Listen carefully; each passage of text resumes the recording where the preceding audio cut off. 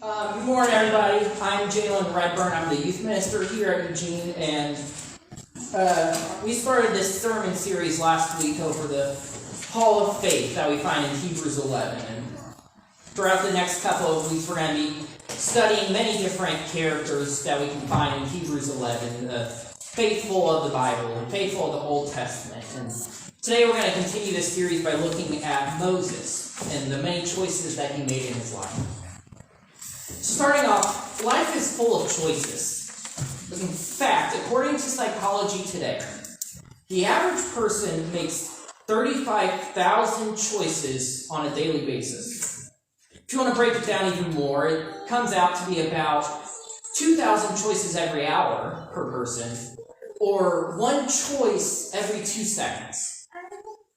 Every 2 seconds, we make some sort of choice in our mind. It could be a small choice, a choice whether or not to look down at our phone whenever we feel the notification buzz, or whether we want to actually look at the screen and look and see what the notes are. Or it could be a big decision, a big choice. Do I want to go to church this morning? Do I want to get out of bed? I mean, it can be really hard some mornings to get out of bed whenever you just got out of sleep and had a good night's rest. Many choices we make, and I thought it might be fun today to start off with a little bit of making our own choices with a game called Would You Rather. So last week we did trivia. This week we're going to do Would You Rather, and I'm going to ask you 2 options, and I want you to raise your hand on the choice you would choose. So first off, simple. Would you rather be without your elbows or be without your knees? Give you a couple of seconds. Okay, raise your hand if you'd rather be without your elbows. Be without your elbows, okay. And then being without your knees. Who would want that? Okay, that's about half and half. I mean, it's pretty close. Okay, next one. Would you rather be given $1,000 cash or $2,500 in quarters? And in order to spend it, you have to roll all those quarters. So you get a little bit less money, but you don't have to go through nearly as much work with all that cash. So raise your hand. Would you rather have $1,000 cash just handed to you that you can spend that without putting any work? Or $2,500 in quarters? I'll take them to the coin store. There you go. Take them to the coin store. There you go. Alrighty, one more. Would you rather meet an alien here on Earth or travel to outer space? Okay, raise your hand if you'd rather meet an alien. Okay. And then travel to outer space? Okay, we're a bit close. These are some fun, just kind of weird games to play. Just trying to decide, if you were given the option, what would you do? But the average human, we make tons of choices every day. And today we're going to be continuing our sermon series by looking at Moses and trying to see what choices he made in following God and why he is even in the Hall of Faith in Hebrews 11. So starting off, if you would like to, feel free to turn to Hebrews chapter 11, as that's where we're going to be located for part of the sermon. And we're going to start off in verse 23. So in Hebrews 11, verse 23, we read, By faith Moses, when he was born, was hidden for 3 months by his parents, because they saw that he was a beautiful child and they were not afraid of the king's edict. By faith Moses, when he had grown up, refused to be called the son of Pharaoh's daughter, choosing rather to endure ill treatment with the people of God than to enjoy the passing pleasures of sin. Considering the reproach of Christ greater riches than the treasures of Egypt, he was looking for the reward. In this section of verses, we learn about one of the many choices that Moses makes, and it's a bit more important than whether or not you'd like to be without an elbow or a knee. But it's an important choice. We see here, Moses in his life made the choice to follow God. Moses takes the choice in this section to not worry about any of the riches he might have as part of Pharaoh's family. We know from reading Exodus that Moses had a very interesting childhood. If you remember in Exodus 2, when we read about Moses' birth, Moses is born to a Hebrew woman and then has to be given up due to just some crazy circumstances going on at that time where all the Hebrew men that were born from Hebrew women were supposed to be killed. But Moses' parents saw that Moses was special and hid him for 3 months, and then gave him up, hid him in a little wicker basket. And by the grace of God, Moses was saved by Pharaoh's daughter.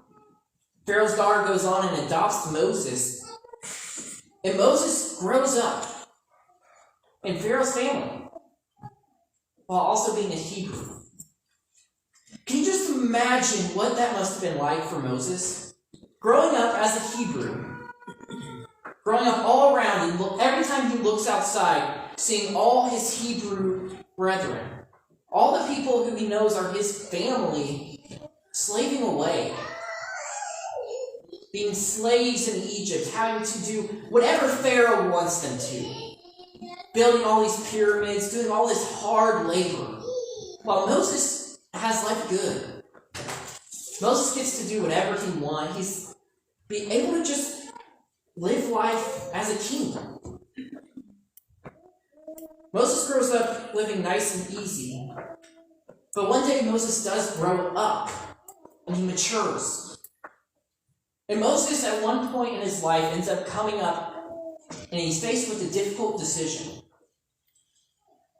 Moses grows up and he realizes what's going on in Egypt. You see, starting off when you're young, you may not understand when you look outside, these people are slaves, they do whatever we want. You don't think about the wrongness of that.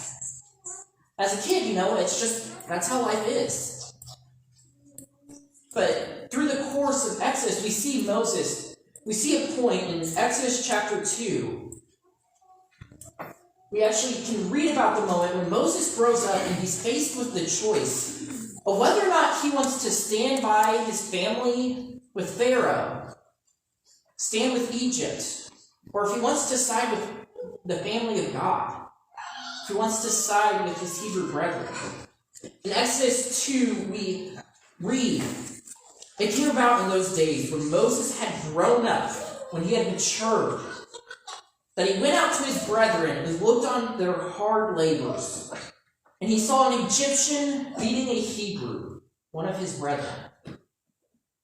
So he looked this way and that, and when he saw there was no one around, he struck down the Egyptian and hit him in the sand. Moses made his decision. Moses decided that rather than living life nice and easy, living life under Pharaoh's family and having everything he wanted, he could have all that. But he decided, rather than having all the fame and fortune that came with being part of Pharaoh's family, he would rather stand up and do what he thought was right. Moses wanted to stand up for his Hebrew brethren and stand up for the wrongs that they were going through. And so he did what he best knew, what his first instinct was, and he struck down the Egyptian that was beating up his Hebrew brethren. Moses leaves behind all the riches of Pharaoh and ends up having to run away. Moses chose God's family. Moses chose God over all the fame and fortune he could have had under Pharaoh's family. This kind of reminds me of one of my favorite sports movies. It's the movie Remember the Titans.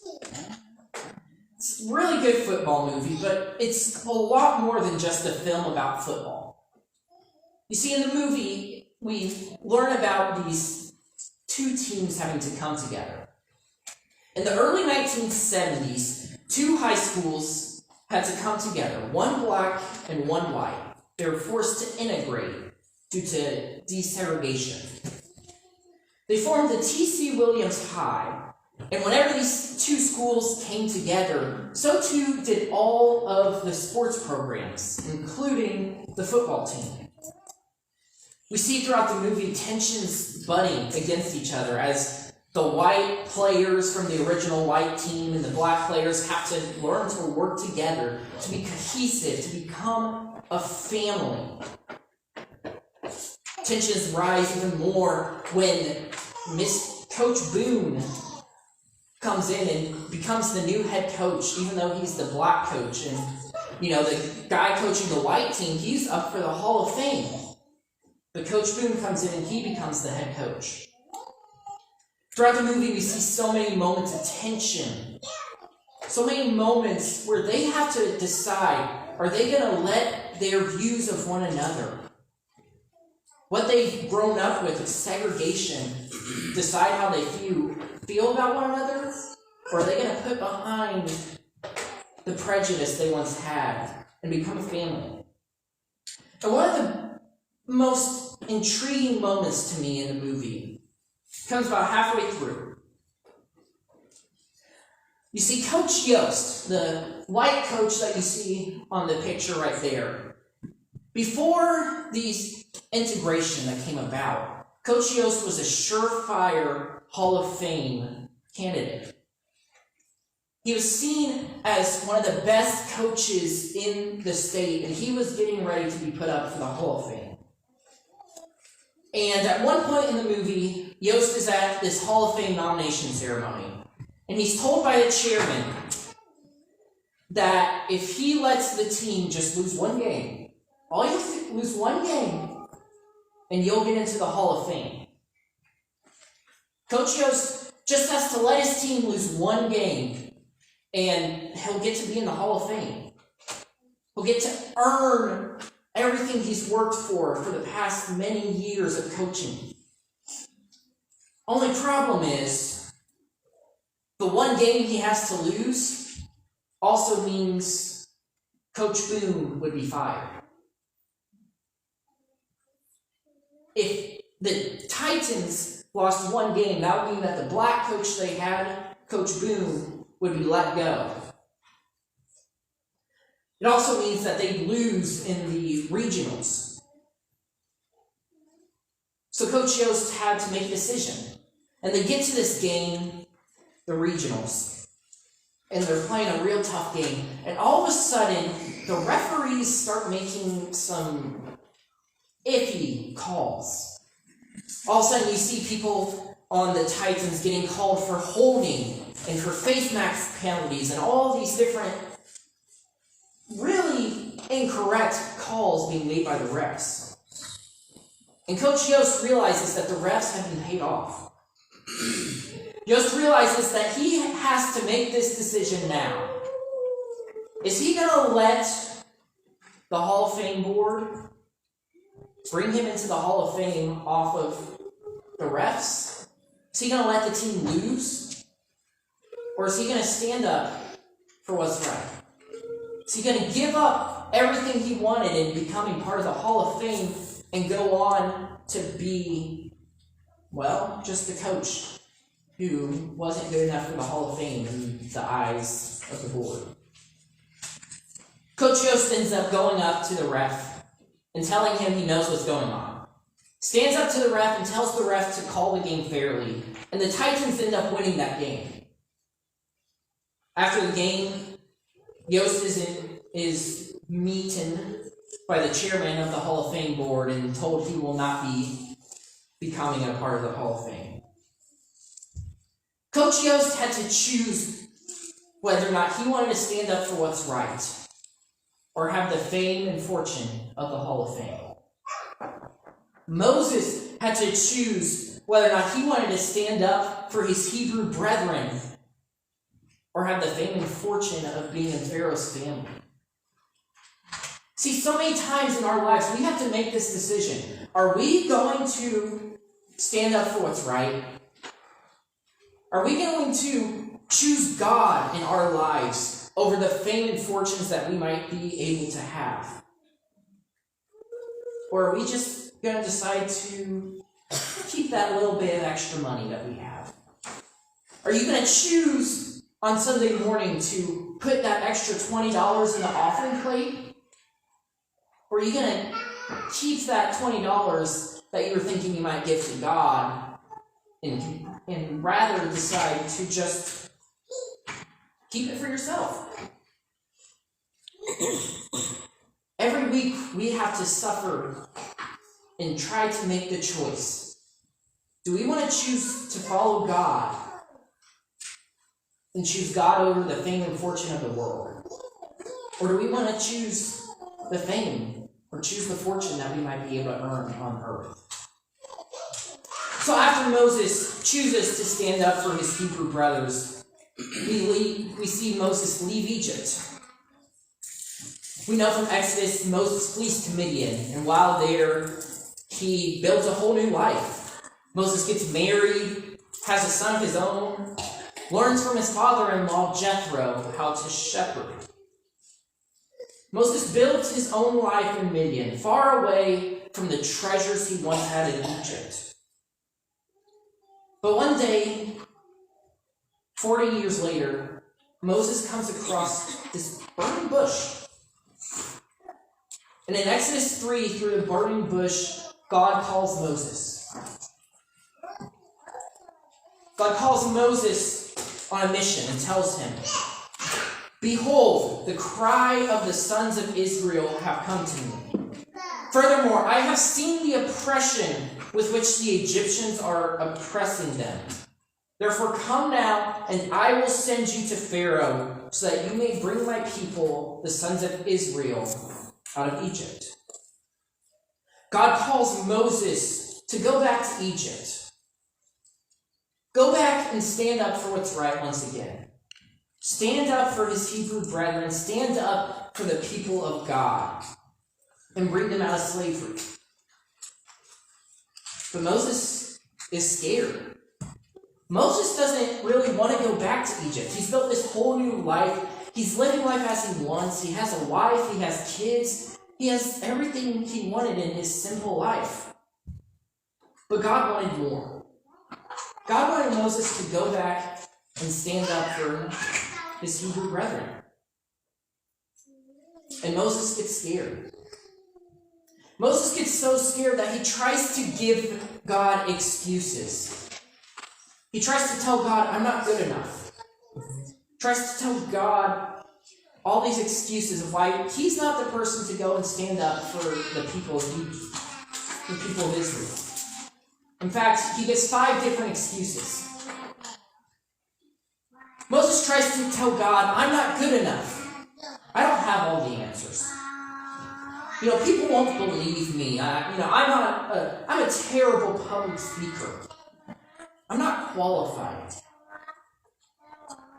And for each one of these excuses that Moses gives to God, God gives Moses an answer. For each one of these excuses, God tells Moses, "You don't have to be good enough. You have me. You don't have to have all of the answers. I will give you the answers you need. People may not believe in you, but they will grow to believe in you because of me." Continually, God answers the excuses that Moses tries to give. And Moses decides that he will go. That Moses will stand up for his Hebrew brethren as God wants him to. And we read on in Hebrews 11:28 and 29. "By faith Moses kept the Passover and the sprinkling of the blood, so that he who destroyed the firstborn would not touch them. By faith they, Israel, passed through the Red Sea as though they were passing through dry land, and the Egyptians, when they attempted it, were drowned. By faith Moses chose to follow God over the fears that Moses had. And God went on to use Moses to do great things. Because Moses trusted God, because Moses chose To follow God rather than his fears, God used Moses to save Israel, to save the sons of Israel from slavery. And they escaped Egypt, even though they were slaves at once. God used Moses to do great things. He gave the 10 Commandments through Moses. God used Moses to show the Jews how to follow him. And all that happened because Moses decided to choose God over the fears and excuses that he once had. But standing up for your fears and trying to get over your fears is not an easy thing. No matter how ridiculous a fear might be, whenever you're scared, you're scared. And I remember growing up when I was younger, I had a really interesting fear. See, has anyone ever been to Six Flags in St. Louis? Growing up, my family, we had season tickets to Six Flags, and one of the rides there was this little dark ride called Scooby-Doo Ghost Blasters. It's a fun ride. You gotta go into this little boat and go around, all around, and shoot at these little targets with your laser gun. The whole premise was trying to save Scooby-Doo and the gang from all the villains that they might face. It was a fun ride. But I remember whenever I was a kid in 5th grade, for some reason that ride really scared me. I remember, I don't know if it was the darkness of the ride. I don't know if it was just feeling uneasy, swaying back and forth in the little boats that they have. There was just something about the ride that every time my parents tried to get me to ride with them, I was like, no, I'm good. I'll just wait here while you guys go have fun. I'll sit back. And for years, we'd go to Six Flags and we'd ride all the rides, and we'd go to Scooby-Doo Ghost Blasters, and I just stayed to the side. I'm too scared. I don't want to ride that ride. It's too dark. I don't know. Until eventually one day, I was talking to my mom, and she convinced me to just get on the ride. Just ride it with her. She gave me her phone. And I rode through that entire ride just sitting there playing on her phone because I was too scared to look up and look around and see the bus driving towards us or all the loud noises. But I trusted my mom and stayed next to her, and I got through it. I rode Scooby-Doo Ghost Blasters, and I got 0 points on that game because I did not shoot a single one of them bullets. But then the next time we went out, I rode it. And I started to actually try to enjoy it and shoot the targets and have fun. I kept trying to make excuses of why I didn't want to ride the ride and why I didn't want to do the ride. And the excuses were just that, excuses. It was me trying to cover up my fears. When really, my mom had me, and she was going to keep me safe. And I was in that little boat, and I was not going to get run over, or nothing was going to happen. We have to choose God over our fears in life. Throughout our lives, there's going to be moments where we feel like we are called by God to do something great. Where we might feel like God wants us to maybe lead a Sunday morning devotional. Maybe He wants us to lead our Sunday school class, or maybe He wants you to just go and talk to your neighbor about God and share the good news.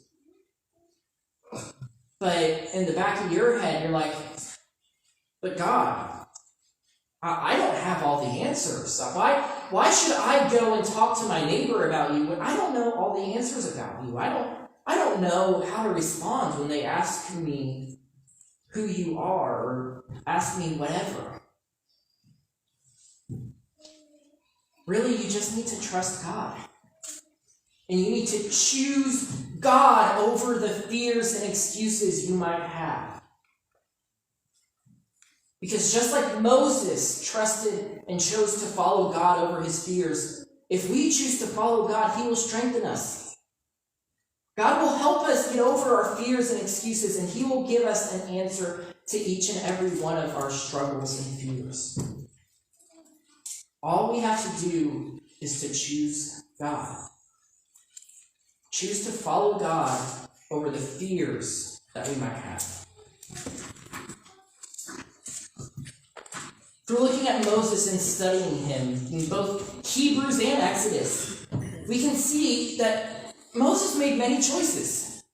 Some good, some bad. But throughout it all, Moses continually chose God. Moses chose to stand up for what was right and stand up for his Hebrew brethren. Moses chose to stand up for God and to trust God, even though he was scared.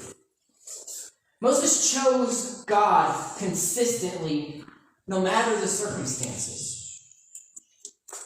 And I think this week we have to do the same. This week in our lives, we're going to have opportunities to choose God over the fame and fortunes of the earth. We're going to have the opportunity to choose God over our fears. We're going to have the opportunity to choose God in our lives and choose whether or not we want to do what God wants us to do or do what we want to do. You're going to have the opportunity maybe to give a little bit extra in the offering plate. And you can choose whether or not you want to give that little bit extra or you want to just keep it for yourself. You're going to have the opportunity to choose to serve God in many different ways. And I don't know what all each and every one of us can choose God in. Whether it be choosing God by helping with something at church, or choosing to follow God by helping your neighbor. We're faced with a lot of choices in our lives. And you have to choose whether or not you want to choose the world or you want to choose God. Dear God, thank you for today. I thank you so much for allowing all of us to be here to learn more about you. I pray that you help each and every one of us to grow closer to you this week. God, I know there's a lot of different circumstances going on in the world right now, and I pray that you help us all to grow closer to you and choose you this week in everything that we do. I pray that you help us to follow you and to serve you. I pray that you help us all to have a good week and that just everything goes well for us. I pray that you help us to follow you. It's in your son's name we pray. Amen.